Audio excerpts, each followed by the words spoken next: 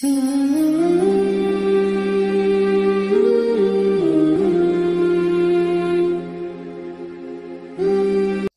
باللہ من الشیطان الرجیم بسم اللہ الرحمن الرحیم الصلاۃ والسلام علیک یا سیدی یا رسول اللہ وعلی آلک واصحابک یا سیدی یا حبیب اللہ۔ ناظرین، مبارک محمدی جماعت کی طرف سے آپ کے لیے ایک پیغام لے کر آیا ہوں کہ برا ماننے کی ضرورت نہیں، بات غور و فکر کی ہے۔ مفسد لوگوں کو خود نہیں پتا کہ ان کے بڑے اکابر انگریزوں کے ایجنٹ تھے کہ جنہوں نے 1400 سال سے رائج اہل سنت کے عقیدوں کو اپنے نام نہاد شرک بدعت کے فارمولوں سے نشانہ بنایا، فساد پھیلایا اور امت کو ٹکڑے ٹکڑے کر دیا۔ یہی انگریزوں کی سازش تھی جو کہ ان کے ایجنٹس آج تک کر رہے ہیں۔ یہ لوگ خود کو اہل سنت کہتے ہیں، حالانکہ ان کا اہل سنت اور اس کا 1400 سال سے رائج عقائد سے کوئی تعلق نہیں۔ یہ گمراہ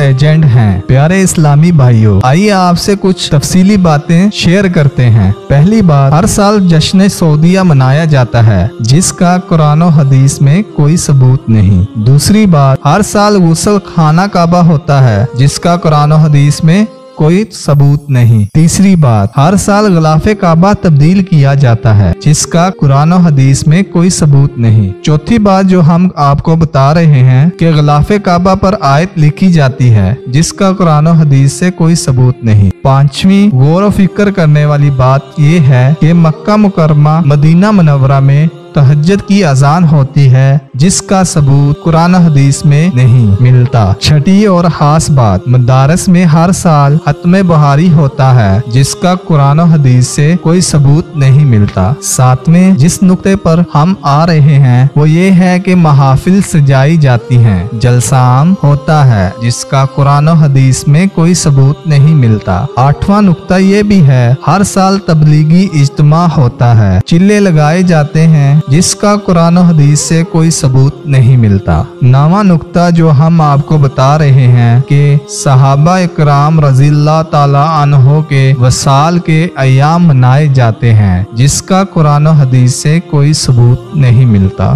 10ویں بات جو قابل غور کرنے والی ہے وہ یہ کہ جشن دیوبند و اہل حدیث منایا جاتا ہے جس کا قرآن و حدیث سے کوئی تعلق نہیں ملتا۔ پیارے اسلامی بھائیوں، آخر میں ہم 11ویں نقطے کی طرف آتے ہیں جو کہ سب سے زیادہ غور و فکر کرنے والی بات ہے۔ ذکر میلاد مصطفیٰ صلی اللہ علیہ وآلہ وسلم منانے کا کسی صحابی، ائمہ محدث و بزرگان دین نے منع کیا ہو، اس کا بھی قرآن و حدیث سے کوئی ثبوت نہیں ملتا۔ جی ہاں پیارے اسلامی بھائیوں، ہم آپ کو یہی بات سمجھانا چاہ رہے تھے کہ جیسے ہی میلاد نبی صلی اللہ علیہ وآلہ وسلم کی بات جب آ جائے تو سارے نام نہاد مفتی دین کے ٹھیکیدار سامنے کھڑے ہو جاتے ہیں اور شرک و بدعت کا شور اپنانا شروع کر دیتے ہیں، جبکہ انہیں خود شرک و بدعت کی تعریف معلوم ہی نہیں۔ پیارے اسلامی بھائیوں، آخر میں ان الفاظ کے ساتھ اجازت چاہوں گا، ہم اپنے نبی پاک سے یوں پیار کریں گے، ہم اپنے نبی پاک سے یوں پیار کریں گے،